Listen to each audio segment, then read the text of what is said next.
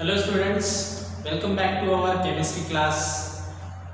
In this video, we have to learn the next topic from the thermodynamic and that is internal energy. तर या व्हिडिओमध्ये आपल्याला internal energy विषयी जाणून घ्यायचं आहे. तर इंटरनल एनर्जी काय असते, बरोबर आहे, सिस्टीमचा आणि इंटरनल एनर्जीचा काय संबंध, हे सर्व गोष्टी आपल्याला या टॉपिक मध्ये समजून घ्यायच्या आहे इंटरनल एनर्जी मध्ये. तर इंटरनल एनर्जी काय असते, बाय डेफिनेशन आपण नंतर पाहू, पण इंटरनल एनर्जी काय असते हे आपण इथे बघूया. आता बघा, suppose this is the system. एक सिस्टीम आहे, आपल्याला माहिती आहे सिस्टीम कशाला म्हणतो आपण, ज्याचा स्टडी करतो त्याला आपण सिस्टीम म्हणतो. And every substance is made up of minute particles. प्रत्येक पदार्थ हा मायन्यूट पार्टिकल्स ने बनलेला असतो, बरोबर आहे. आणि every substance has the energy associated with it, बरोबर आहे. प्रत्येक सबस्टन्स सोबत एक एनर्जी असते, बरोबर आहे. and this energy comes from this minute particle. ती एनर्जी या मायन्यूट पार्टिकल्स मुळे येते. येत आहे लक्षात.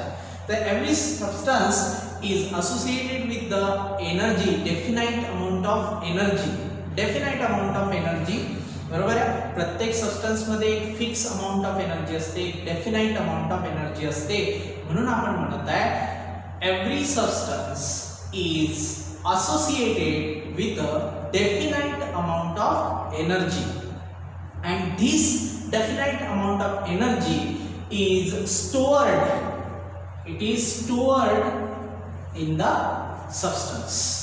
And this stored amount of energy is nothing but the internal energy. ही जी स्टोअर असलेली जी एनर्जी आहे त्यालाच आपण काय म्हणतो, इंटरनल एनर्जी.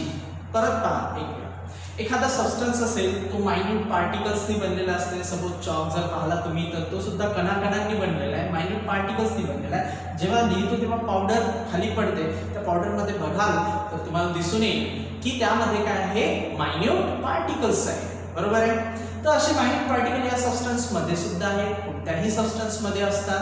तर आपण एक सेंटेन्स म्हणत आहे every substance is associated with the energy, with a definite amount of energy, and this definite amount of energy is stored in the substance, and that stored amount of energy is nothing but the internal energy. प्रत्येक substance मध्ये energy stored असते, बरोबर.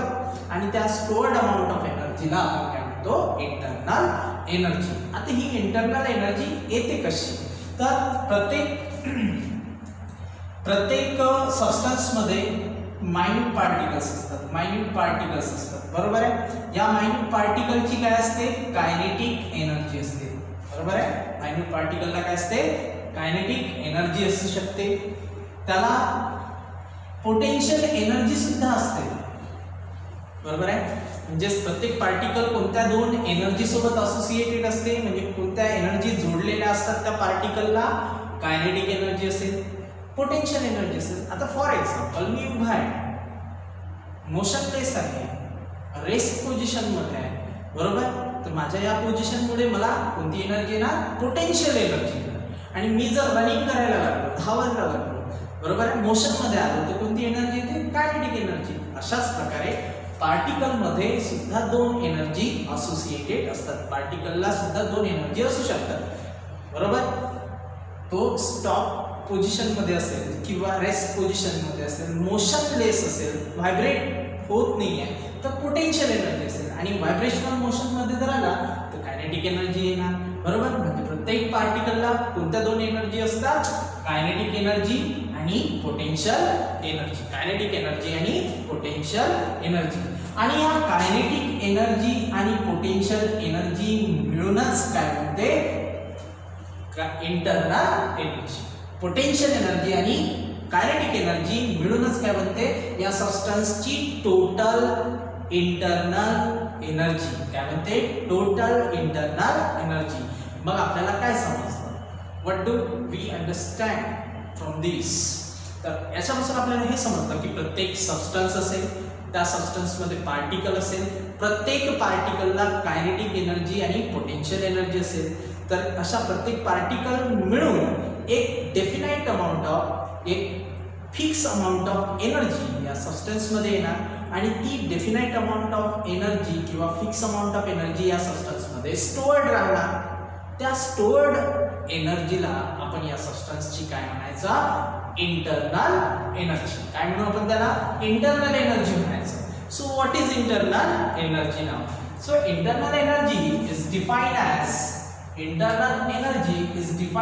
the total energy of the system. Total energy of the system which is made up of kinetic energy and potential energy of the individual particle present in the system. बरोबर? काय म्हटलं? It is defined as the total energy of the system. It is defined as the total energy of the system. परत सांगतो. It is defined as the total energy of the system which is made up of. कशाने बनलेली आहे ती total energy? या सबस्टन्सची total energy कशाने बनलेली आहे किंवा या सिस्टीमची, सबस्टन्स जो आहे त्याचा स्टडी करता म्हणून त्याला सिस्टीम म्हणतो. तर या सिस्टीमची टोटल एनर्जी कशाने बनलेली आहे? It is made up of kinetic energy and potential energy of the particle present in the system. Understood? Present in the substance म्हणा, system म्हणा. म्हणून ही डेफिनेशन आपण केलेली आहे. It is defined as the total energy of the system. It is defined as the total energy of the system which is made up of kinetic energy and the potential energy of the individual particle. Kinetic energy and potential energies of the individual particle present in the system. आता हे definition आपण समजून घेऊ. Total energy माहित झालं, kinetic energy plus potential energy gives you the total energy. Understood? या दोन energy मिळून काय बनते? पूर्ण सिस्टीमची टोटल एनर्जी बनते, which is made up of kinetic energy and potential energy of the individual particle present in the system. तर हे समजून घेऊ आपण. सपोज एक सिस्टीम आहे, म्हणजे एखादा सबस्टन्स आहे, त्याच्यामध्ये 4 पार्टिकल आहे. फक्त 4 पार्टिकलने हा सबस्टन्स किंवा हे सिस्टीम बनलेली आहे. तर एका पार्टिकलची कायनेटिक एनर्जी आणि पोटेन्शियल एनर्जी आहे 1 किलो जूल, दुसऱ्याची आहे 2 किलो जूल, तिसऱ्या पार्टिकलची आहे 3 किलो जूल आणि चौथ्या पार्टिकलची आहे 4 किलो जूल. बरोबर? मग प्रत्येकाची जे कायनेटिक आणि पोटेन्शियल एनर्जी आहे, म्हणजे टोटल एनर्जी आहे, त्याची सम करावी लागेल. म्हणजे टोटल एनर्जी ऑफ सिस्टीम जर काढायचं आहे, total energy of the system जर काढायचं आहे, तर आपल्याला काय करावं लागेल? सपोज हा ए पार्टिकल आहे, ए बी सी आणि डी. तर total energy of the A particle, total energy of the B particle, C particle and D particle. बरोबर आहे? ए पार्टिकलची एनर्जी होती 1 किलो जूल प्लस बी पार्टिकलची 2 किलो जूल प्लस सी पार्टिकलची 3 kilo joule and D पार्टिकलची 4 kilo joule. बरोबर? 1 plus 2 plus 3 plus 4 addition करा. 1 plus 2 3, 3 plus 3 6, 6 plus 4 10 kilo joule. 10 kilo joule इतकी total energy of the system आहे. या सिस्टीमची टोटल एनर्जी किती झाली? 10 किलो जूल. आता हे 10 किलो जूल या सबस्टन्स मध्ये किंवा या सिस्टीम मध्ये स्टोअर्ड राहणार. बरोबर आहे? आणि या स्टोअर्ड एनर्जीला काय म्हणतो आपण? Internal energy. हे लक्षात आलं? So what is internal energy? The total energy of the system. It is defined as internal energy is defined as the total energy of the system, total energy of the system which is made up of kinetic energy and potential energy. परत सांगू, what is internal energy? It is defined as the total energy of the system which is made up of kinetic energy and potential energy of the individual particles present in the system. येता लक्षात? System मध्ये असलेल्या प्रत्येक पार्टिकलची total energy म्हणजे kinetic energy आणि potential energy ह्याच्या मिळून जे एक total energy of the system बनते ती स्टोर्ड राहते सबस्टन्स मध्ये किंवा सिस्टीम मध्ये, त्याच एनर्जीला इंटरनल एनर्जी. ठीक आहे, तर अशा प्रकारे येतं लक्षात.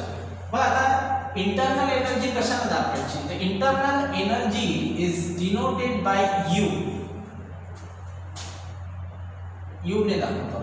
बरोबर आहे? Internal energy is denoted by you ने इंटरनल एनर्जी डिनोट केल्या जाते, दाखवल्या जाते. बरोबर आहे? Means it is represented by you. आता या इंटरनल एनर्जीच्या काही कॅरेक्टरिस्टिक आहेत. इंटरनल एनर्जीच्या काय आहे characteristics?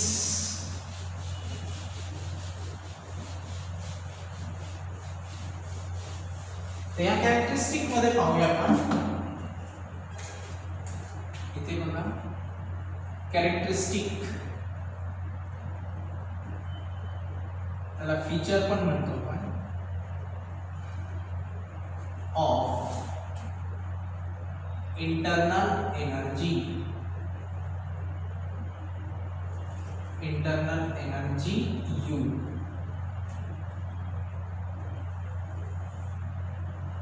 Characteristic of internal energy. पहिली characteristic, it depends on the state of system.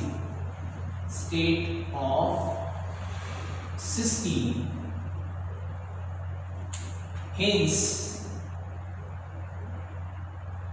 it is a state function.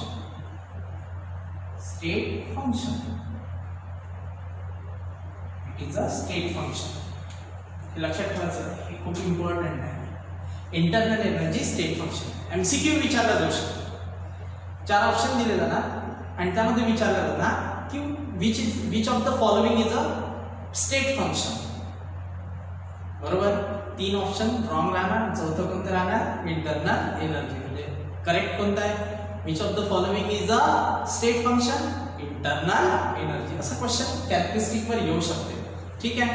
किंवा 2 मार्क्सला explain the internal energy, define and explain the internal energy. तर त्यामध्ये definition लिहायची, it is denoted by U लिहायचं आणि ह्या characteristic लिहायच्या 4. बरोबर आहे? 4 किंवा 3 तरी आल्या पाहिजे. तर अर्धा मार्क्स करून अर्धा म्हणजे हाफ मार्क्सचं डिस्ट्रीब्युशन राहतं. तर त्यानुसार आता कॅरेक्टरिस्टिक बघा. कॅरेक्टरिस्टिक मध्ये पहिला पॉइंट आहे, it depends on the state of the system and hence it is a state function. You have seen the video on state function. State function काय असते हे आपण पाहिलेलं आहे, तरी एक वेळा रिकॉल करून देतो मी. मला माहिती आहे तुम्हाला आठवलं नसेल. बरोबर? आठवलं असेल तर फार छान. नाईस. आता बघा, वॉटर आहे आपल्याजवळ. वॉटर आहे म्हणजे इथे एक्झाम्पल आपण वॉटरचं घेत आहे. दिस इज कोल्ड वॉटर. बरोबर आहे? Cold water. आता याची इंटरनल एनर्जी आहे 100 किलो जूल. किती आहे? 100 किलो जूल. बरोबर आहे? तुम्हाला माहित आहे थंड पाण्यामध्ये जास्त एनर्जी राहत नाही, म्हणून तर आलू बॉईल करता येत नाही. थंड पाण्यामध्ये आलू बॉईल होत नाही. बरोबर आहे? किंवा थंड तेलामध्ये सुद्धा आलू बॉईल होत नाही. येत्या लक्षात. तर कोल्ड वॉटर घेतलं, त्याची इंटरनल एनर्जी आपण किती घेतली? 100 किलो जूल. किंवा याला म्हणू U1. बरोबर? आता या कोल्ड वॉटरला आपण हीट करू. काय करायचं? हीट. तर हे कोणतं वॉटर होऊन जाणार आता? कोणतं होणार? Hot water. This is hot water. ठीक आहे. तर कोल्ड वॉटरला हीट केल्यानंतर कोणतं वॉटर होणार, हॉटच होणार आहे, बरोबर आहे. तर हॉट वॉटर. आता मला सांगा याच्यामध्ये 100 किलो जूल्स इंटरनल एनर्जी राहू शकते का की नाही?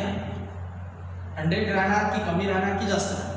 ऑफकोर्स जास्त राहणार, कारण हीट केल्यामुळे हे जे पार्टिकल्स राहणार, इंडिव्हिज्युअल पार्टिकल, यांची काय इन्क्रीज होणार, कायनेटिक एनर्जी काय होणार, increase.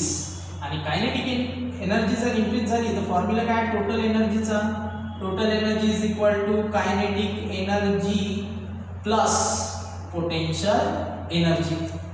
Kinetic energy plus potential energy. Suppose potential energy जितकी आहे तितकीच राहिली किंवा कमी झाली, जितकी आहे तितकीच राहिली, आणि कायनेटिक एनर्जी वाढत आहे. काय वाढत आहे? Kinetic energy. तर मला सांगा काय वाढणार, टोटल एनर्जी इन्क्रीज होणार. टोटल एनर्जी इन्क्रीज होणार म्हणजे इंटरनल एनर्जी इन्क्रीज होणार, म्हणजे याची इंटरनल एनर्जी याच्यापेक्षा जास्त राहणार, 130 किलो जूल, बरोबर आहे. मग आता हे जर 100 किलो जूल U1 होतं तर याला काय म्हणणार तुम्ही, U2, बरोबर आहे. काय म्हणणार, U2. मग आता स्टेट बदलती पहा, कोल्ड स्टेट होती, इथे हॉट स्टेट आहे, बरोबर आहे. वॉटरची स्टेट इथे काय आहे, कोल्ड. तर इंटरनल एनर्जी U1 आहे म्हणजे 100 आहे. स्टेट बदलली, हॉट स्टेट आली, तर इथे काय झालं, इंटरनल एनर्जी U1 आहे का, नाही, इंटरनल एनर्जी सुद्धा बदलली, त्याची व्हॅल्यू बदलली, बरोबर आहे. म्हणजेच काय म्हणू आपण की स्टेटवर डिपेंड आहे. काय, कशावर डिपेंड आहे, स्टेटवर डिपेंड आहे. स्टेट चेंज झाली तर व्हॅल्यू चेंज होते, बरोबर आहे. स्टेट सपोज याला जर स्टेट ए म्हटलं तर ए ला U1 होती, तर बी ला किती आहे, U2 आहे. म्हणजे काय म्हणू आपण की internal energy depends on the state. Depends on state म्हणजे स्टेट बदलली तर इंटरनल एनर्जी सुद्धा बदलली, बरोबर आहे. म्हणजे कशावर डिपेंड करते, स्टेटवर डिपेंड करते. आणि जी क्वांटिटी, जी थर्मोडायनेमिक क्वांटिटी स्टेटवर डिपेंड करते, स्टेटवर डिपेंड असते, स्टेट बदलली तर व्हॅल्यू बदलते. तर अशा प्रकारे या थर्मोडायनेमिक क्वांटिटीला आपण, त्या थर्मोडायनेमिक क्वांटिटीला काय म्हणतो आपण, स्टेट फंक्शन. परत एक वेळा सांगतो, स्टेट फंक्शन कशाला म्हणायचं, स्टेट फंक्शन कशाला म्हणायचं, जे थर्मोडायनेमिक फंक्शन स्टेटवर डिपेंड असते, म्हणजे स्टेट बदलली तर व्हॅल्यू बदलते. जे थर्मोडायनेमिक फंक्शन स्टेटवर डिपेंड असते त्याला काय म्हणतो आपण, स्टेट फंक्शन. अंडरस्टूड. इथे बघून घ्यायचं, या स्टेटला जी व्हॅल्यू होती, स्टेट बदलली, व्हॅल्यू बदलली, बरोबर आहे. असं जर होत असेल तर त्याला म्हणायचं स्टेट फंक्शन. येतं लक्षात. तर पहिला पॉइंट काय लावून केला आपण, it depends on the state of the system and hence it is known as state function. It is a state function. तर इंटरनल एनर्जी काय आहे, स्टेट फंक्शन. ठीक आहे. सेकंड पॉइंट पाहू आपण.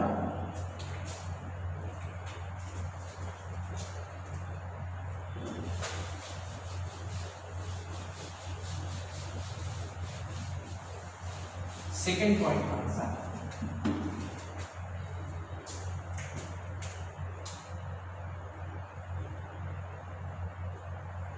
Change in internal energy.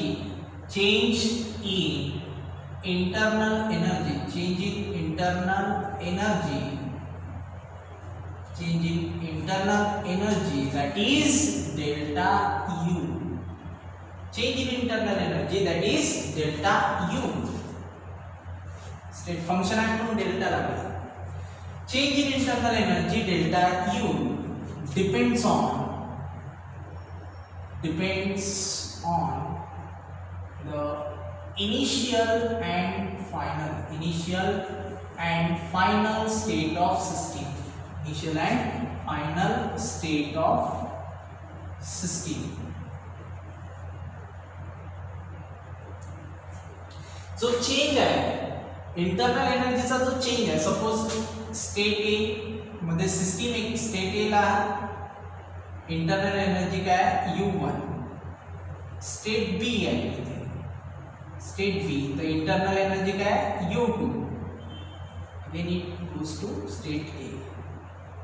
ठीक आहे. Plot केलास तर अशा प्रकारे दिसतो.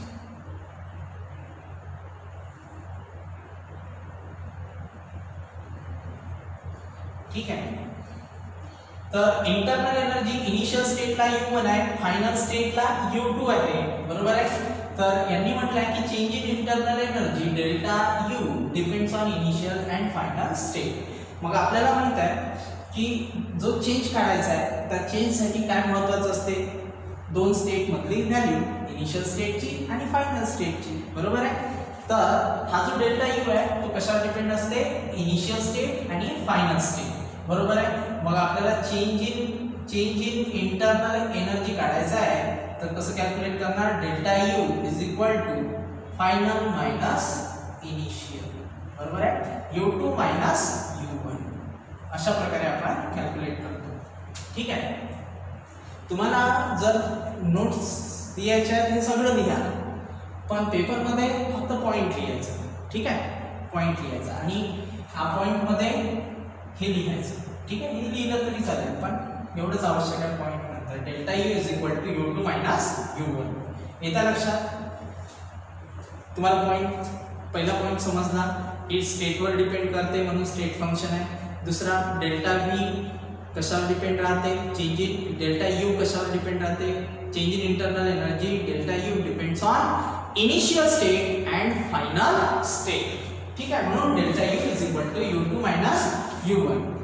तीसरी characteristic, it is an extensive property. It is an extensive property. It is an extensive property. हे खूप महत्त्वाचं आहे. एक्सटेन्सिव्ह प्रॉपर्टी क्वेश्चन येऊ शकते, म्हणजे MCQ विचारला जाऊ शकते. कसा MCQ विचारला जाणार की which of the following is an extensive property. चार ऑप्शन दिलेले, चार मध्ये आपल्याला पाहावं लागेल की कोणती एक्सटेन्सिव्ह प्रॉपर्टी आहे. तर मग तीन तर समजा राहणारच नाही, चौथा कोणता राहील, इंटरनल एनर्जी. कारण internal energy is an extensive property. काय असते एक्सटेन्सिव्ह प्रॉपर्टी. तर एक्सटेन्सिव्ह प्रॉपर्टी कशाला म्हणतो आपण, एक्सटेन्सिव्ह प्रॉपर्टी आपण त्या प्रॉपर्टीला म्हणतो, त्या थर्मोडायनॅमिक क्वांटिटीला म्हणतो ज्या थर्मोडायनॅमिक क्वांटिटीची व्हॅल्यू मॅटर बदललं की बदलते. बरोबर आहे. समजा amount of substance, amount of matter change झालं तर व्हॅल्यू चेंज होत असेल, क्वांटिटीची व्हॅल्यू चेंज होत असेल तर त्याला काय म्हणतो आपण, एक्सटेन्सिव्ह प्रॉपर्टी. आता ते तसं नाही समजणार तुम्हाला कारण खूप दिवस झाले तो व्हिडिओ पाहून. बरोबर आहे. आता लक्ष द्या की जर समजा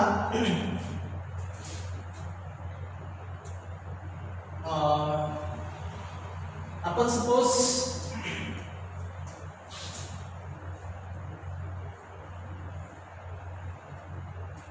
आपण साधं उदाहरण आहे, सपोज आपण एक बिस्किट खाल्लं. बरोबर आहे.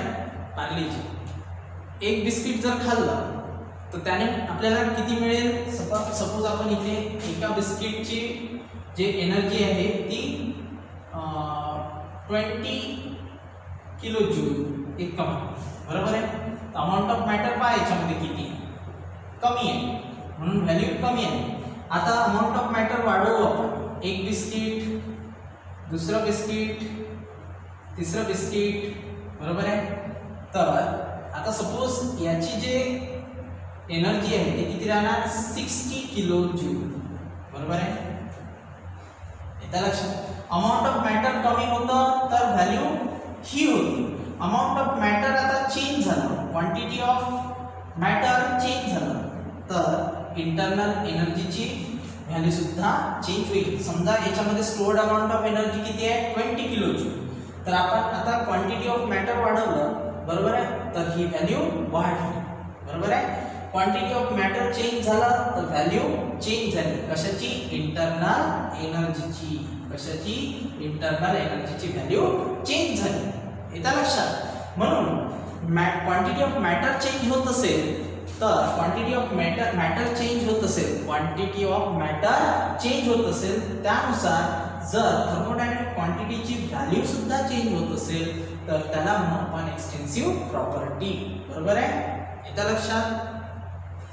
एक्सटेन्सिव्ह प्रॉपर्टी कशाला म्हणायचं, the property which depends upon the quantity of matter.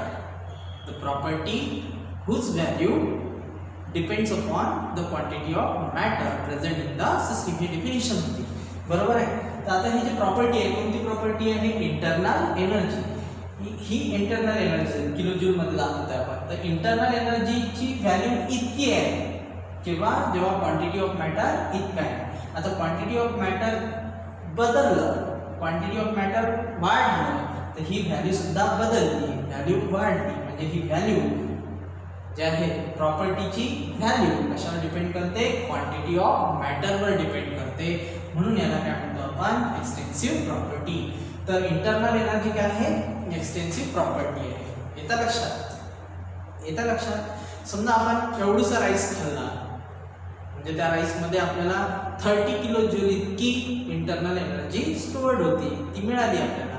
पण जर समजा एवढा राईस खाल्ला तर क्वांटिटी ऑफ मॅटर बदललं, आता इंटरनल एनर्जीची व्हॅल्यू सुद्धा बदलेल, बरोबर आहे. म्हणजे इंटरनल एनर्जी कशावर डिपेंड करते? Quantity of matter.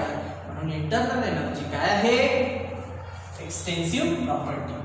ठीक आहे. तर ही होती थर्ड प्रॉपर्टी. ह्या तीन खूप इम्पॉर्टंट आहे, बरोबर. तीन खूप इम्पॉर्टंट आहे. ह्या तीन प्लस डेफिनेशन 2 मार्क्स झाले, तर 2 मार्क्ससाठी इम्पॉर्टंट म्हणू शकतो. चौथी characteristic, it has same unit as heat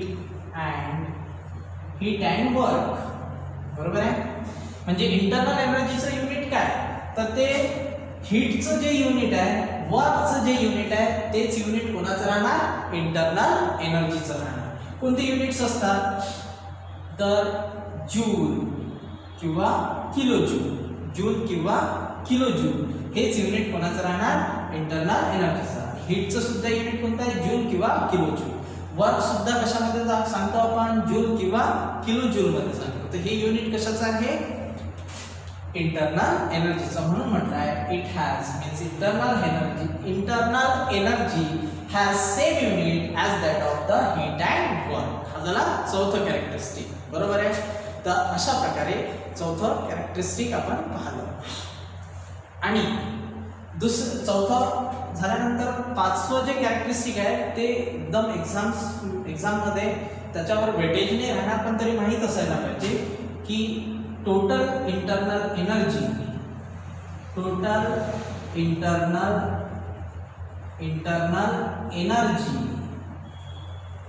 U total internal energy U is total energy is equal to kinetic energy plus potential energy. Point. Total internal energy कशात दाखवतो आपण? U, बरोबर आहे. U म्हणजेच काय झाली? Total energy. तर total energy is equal to काय असायला पाहिजे? Total energy is equal to कशाला म्हणते ही टोटल एनर्जी? कायनेटिक एनर्जी आणि पोटेन्शियल एनर्जी. म्हणून लिहिलं आपण total energy is equal to kinetic energy plus potential energy. येतं लक्षात? तर ह्या 4 कॅरेक्टरिस्टिक होत्या. कोणत्या? It depends on state of the system, hence it is a state function. दुसरा पॉइंट लिहिला आपण change in internal energy that is delta U is depend upon the initial state and final state of the system. Therefore, delta U is equal to U2 minus U1. तीसरा पाहला आपण it is an extensive property. Extensive property आहे, quantity of मॅटरवर depend करते. ते वाढलं त्याची value वाढते, बरोबर. त्यानंतर चौथा पॉइंट पाहला आपण की it has same unit as that of the unit of heat and work. Heat आणि वर्कचं जे युनिट आहे जूल किंवा किलो जूल तेच युनिट कोणाचं आहे? इंटरनल एनर्जीचं आहे, बरोबर आहे. त्यानंतर पाचवं जे कॅरेक्टरिस्टिक आहे ते कोणतं आहे? फिफ्थ कॅरेक्टरिस्टिक की total internal energy of the system U is total energy is equal to kinetic energy plus potential energy. So students, I hope you understood today's topic. You understood this topic, internal energy. आणि तरी जर समजा काही अडचणी असतील तर मला सांगा. बरोबर आहे, त्या आपण सॉल्व्ह करू. ठीक आहे, आपण म्हणजे मी सॉल्व्ह करून देईन. ठीक आहे, तर thank you so much for watching my video and see you in the next video. Thank you so much.